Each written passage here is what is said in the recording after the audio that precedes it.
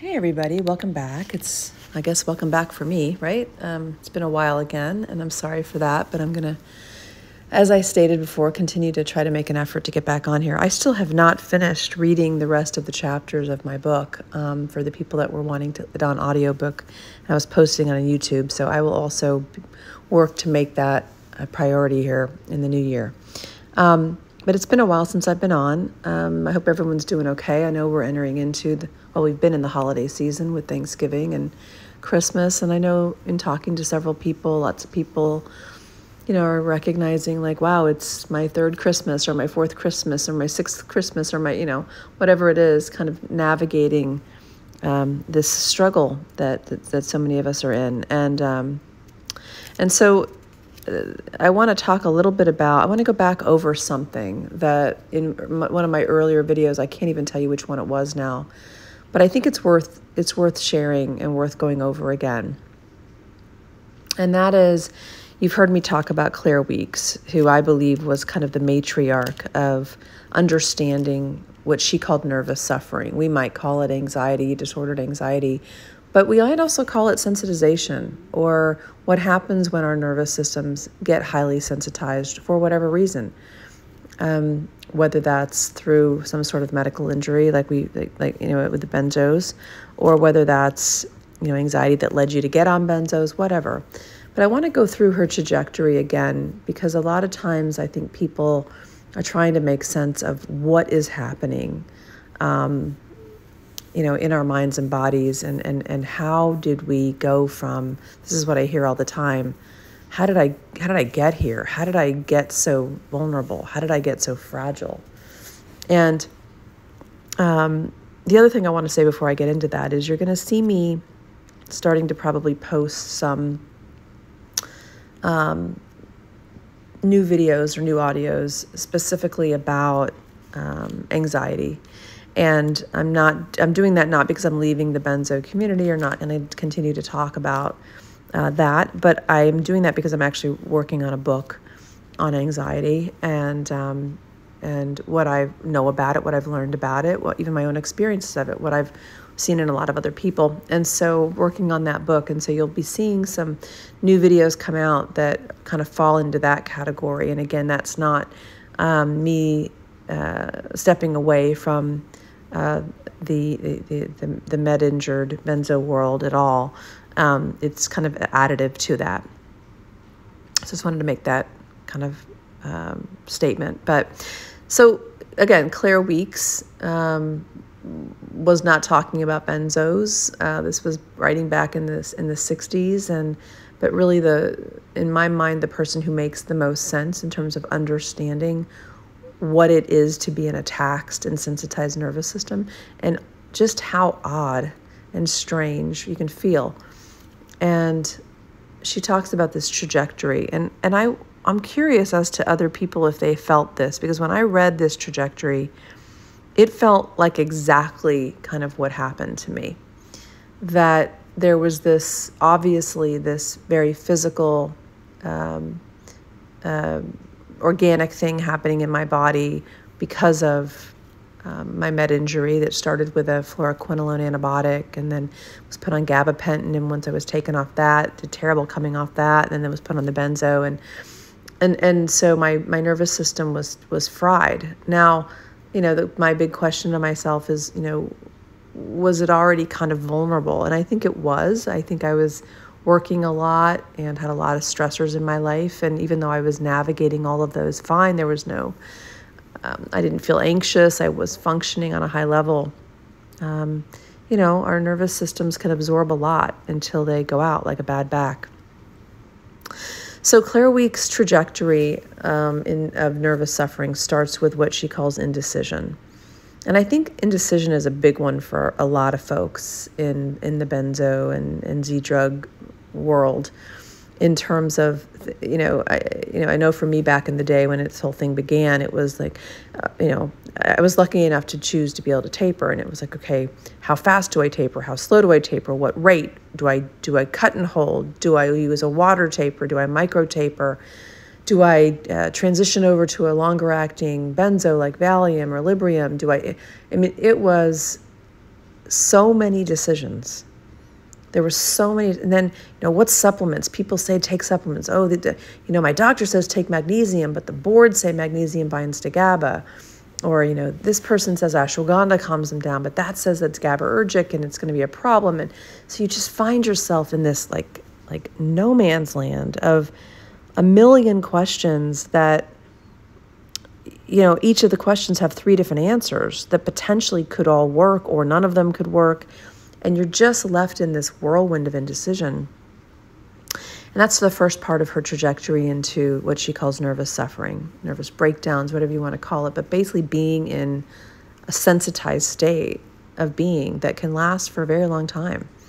The next phase was what she called suggestibility. And again, I think most people can relate to this. And so you get on the forums and this, Joe in Montana is saying, I drank a cup of coffee and had a setback for a year, and you think, oh my God, I better never ever have coffee. And the next person says, oh, well, I drink coffee and I did fine. And the next person said, and you're just in this again. So now you've got this indecision of like all of these things you've got to figure out. And now you've got this suggestibility where you're trying to figure out what decision you're going to make. But every decision you make, you can find someplace on the forum where that's a terrible idea. So you're stuck with this horrible like hamster wheel of indecision and suggestibility. And this moves into obviously what she would call the next phase, which is a loss of confidence. And for me, this was the game changer. The indecision and suggestibility were bad. It almost felt like I entered into like an OCD, like an obsessive compulsive process where I was constantly analyzing and reviewing, trying to figure out the right thing to do and how to do it and do it exactly right. And then, so I would have these fears of, I've got to do this right. And I have these compulsions of, I better eat this time every single day, or yesterday was a good day. So what did I do yesterday? I ate 3 times at these hours, this food. And so I almost like developed in the indecision and suggestibility phase, almost kind of, like I said, like an obsessive compulsive process, which is very common in this as well. And I get into that on, I think I called it benzo OCD, BOCD. So you move then into loss of confidence. And like I said, this is where for me, this was a game changer, because once I lost my confidence, I remember feeling suddenly fragile. And I remember being afraid of my own mind. I remember distrusting my intuition. I remember feeling, like an alien in my own body. And suddenly I felt like a little kid just naked and afraid in the world, when just, months before I had been this high-functioning, high-achieving person. So loss of confidence is a big one. And I think loss of confidence keeps us kind of stuck in this as well, right? Because we start to distrust ourselves, can't trust our own intuition. We don't know who to turn to in the medical field oftentimes. And so we've just lost our way. We feel like we've lost the plot. And we don't know where to turn. It kind of reminds me of that, I forget what it was called, when JFK Jr. unfortunately died in that plane accident, and he thought he was going up, but he was literally going down. And I forget, there's a word for that in the world of people who fly, and I forget what it's called, but he got disoriented and just lost his way. Then she goes into the 4th phase of this trajectory, and this is the personality disintegration. And again, I hear people talk about different levels of this all the time. This is where you feel fragmented. Sometimes even the word fragmented can scare you, or you can't suddenly watch anything on TV where somebody goes crazy or is in an asylum or living a double life, or anything that feels like, oh my gosh, I'm gonna slip off. I'm not myself. I don't feel capable. I don't feel competent. I don't feel confident. I don't feel a past, present, or a future. I used to laugh and have emotions, and now they feel foreign to me. And all of these things can be a part of this personality disintegration feeling. And it's not that your personality is disintegrating, okay? It is in the moment, it is overwhelmed. And in that moment of overwhelm, you don't have access to a lot of aspects of your personality that are there when you're in rest and digest. When you're in fight or flight, which is what's happening in this trajectory of nervous suffering, you're moving deeper and deeper into fight or flight. And as you do that, you're going to lose aspects of yourself, but not forever. It goes back to what I was saying, like, if you're out there in the ocean, floating on a big floaty, enjoying the beautiful day, you can look at the beach and notice the gorgeous people and smell the hot dogs and the snow cones and smell the smells and all that stuff, right? But suddenly if you're off that floaty and there's a shark, you can't notice any of that stuff. And it's not that stuff changed. The hot dogs, the hot people, the snow cones, the beautiful day, it's all still there. But you're in fight or flight. You're fending off a shark. So the external world hasn't changed, but your internal world has completely changed. And we don't see the world as it is, we see the world as we are. And when we are in a state of fight or flight due to this trajectory of basically nervous system sensitization, we aren't seeing the world as it is. And we need to remember that. And that can help us because we start to lose hope that we're losing ourselves and we're not going to be the same. We probably won't be the exact same because nobody's the exact same. Life events change us, good and bad. But that is what's happening in that personality disintegration. Then she moves into the next phase, which she calls obsessionality. And this is where, it becomes very, very common for those of us that have nervous system sensitization, whatever the cause, whether it's med injury or, acute or prolonged trauma and stress, whatever it is. But obsessionality is where we get sticky brain. We can't let things go. We ruminate. We have intrusive thoughts. We then wonder why we had that thought. Then we get scared of that thought. Then we wonder if, maybe it's will we ever heal? Will I ever be able to stop thinking this way? Will I ever be normal again? Will I ever be able to love my kids? Will I ever be able to go back to work? The thoughts on that thought wheel of obsessionality are overwhelming, and we get stuck in that loop and stuck on that hamster wheel. Then the next one in her trajectory is the lack of reality, which is basically, DPDR. She didn't use the words DPDR, but that's what she was talking about, was these feelings of unreality. And that's, again, many people in this feel that, where depersonalization is the sense of like, I don't feel real. I don't feel, I'm looking at my hands, and are they my hands? And what are these feet? And why do I feel like I'm having to manually shift into all these gears to get through my day? And then derealization is the sense of the world feels strange. Sometimes it feels like a paper town, a cardboard cutout. Things look surreal. And I think the way that I think a lot of people experience this, I know I have in this, is that DPDR can color your past, present, and your future. So your past suddenly can sometimes not feel real. We often think about it being in the present moment. I don't feel real in the present, but it's like I can't see myself in the future. And in the past, everything feels distorted as well. And again, it's because you're looking through a lens in that moment of fight or flight, which is distorting that lens. Okay, it's like, again, that I always talk about that viewfinder. You stick that slide in that viewfinder, and in a rest and digest state, you see a beautiful mountain. Well, you pour Coke and bubble gum in the viewfinder, and you try to look through it. The mountain's still on that slide, but now you're seeing it all distorted and weird, and that's all what's happening in our lens. Okay, and it distorts our reality. And then she talks about apathy as the next one. And apathy is just this kind of a basic disconnect from things that bring us joy. We just don't care anymore, or we just can't find the feelings to care, and they start to scare us, and we can become afraid of the fact that our children don't bring us joy. It's no fun to sit and watch a movie. Who cares what I'm eating? You're just not finding joy in the things you once did. And again, if you think about it, if you're in a riptide, you're out there, have fallen off your floaty, fighting off a shark, we don't have access to feel good emotions. Okay, so you enter into this place of apathy. And I think this also is a place where people start to feel some battle fatigue. And that's part of what drives the apathy, is the battle fatigue of, I've been at this for a long time. I haven't felt good in a long time. And it's just depressing and exhausting. And then she actually does talk about depression as the final phase of this trajectory. And this isn't to say that when you get to depression, you're not having loss of confidence, or that when you get to apathy, you're not also suggestible. These are all happening at the same time. But when I read this is exactly kind of how I fell apart. It went almost exactly like this. And she talks about depression as being depletion, that when you are in your brain, when you are in your mind, fighting yourself, fighting your thoughts, fighting your feelings, fighting the body sensations, scared, spending hours ruminating, spending hours reviewing, hours trying to get reassurance, you're just depleting your reserves, and you're getting more and more exhausted, and your nerves are shot and tired.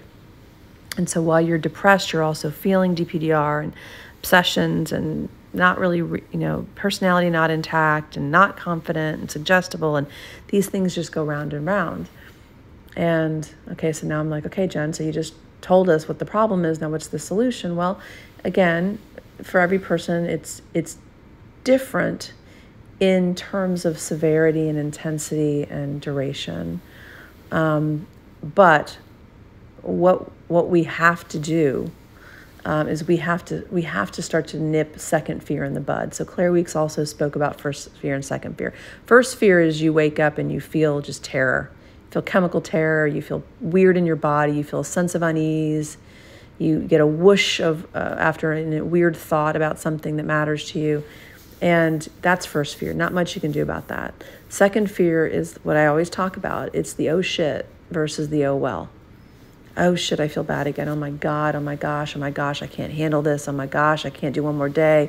Oh my gosh, what if this gets worse? Oh my gosh, what if I lose my mind today?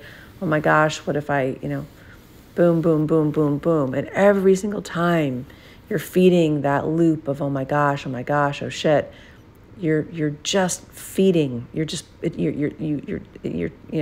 doing your best to hit the brake, but you're hitting the gas, and you're keeping yourself on that hamster wheel. And this isn't to say that if you put your foot off the gas, that for us, that it's going to calm down. For many people, it takes a really long time. But we do have to be mindful as best we can about how we respond to this. And so one of the books that I'm working on that isn't about benzo withdrawal, it's just about anxiety disorders, but I'm calling it Swipe Left. So if you've ever, it kind of started with Tinder, I think, but now it's almost on every iPhone. You get your email and it's junk mail, right? And what do? You swipe left and you get it off your screen. And this is kind of what we have to do with intrusive thoughts, with DPDR, with all the weird feelings in our body. Oh my God, I'm so dizzy. Oh my God, the vertigo. Oh my God, the nausea. Oh my God, the weakness. Oh my God, the blurry vision. Oh my God, my stomach issues. Oh my God, I feel unreal. Oh my God, I don't feel any love for my family. All of that we have to work at recognizing that every time we are staring at that thing, we're looking at leaves on a branch on a tree. We need to get to the level of the tree. The level of the tree is I am experiencing nervous system sensitization, okay? Caused by whatever, caused by, extreme sensitization caused by benzo withdrawal, extreme sensitization caused by polydrug, extreme sensitization caused by Z drug withdrawal or antidepressant withdrawal. But the tree, the larger piece is I know what I'm dealing with. I'm dealing with extreme nervous system sensitization.